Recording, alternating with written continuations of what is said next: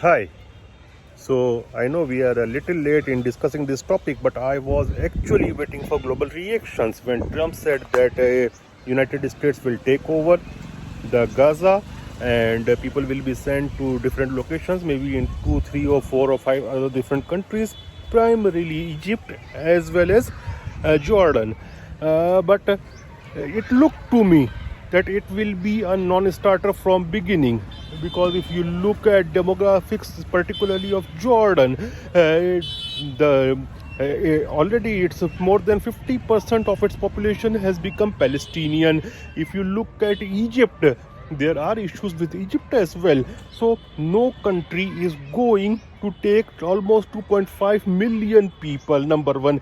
Number two, there is also something called as public perception, and no ruler, let it be a democratically elected ruler, let it be an autocrat or a military ruler or even a monarch, they don't want to go against the public perception.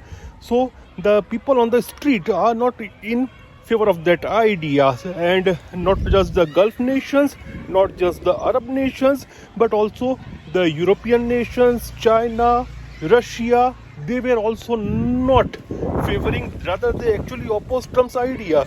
So I'll say that it is an idea which is flop and non-starter from the beginning. And actually Trump here is a real estate developer, and he was talking like a real estate developer, like a real estate tycoon.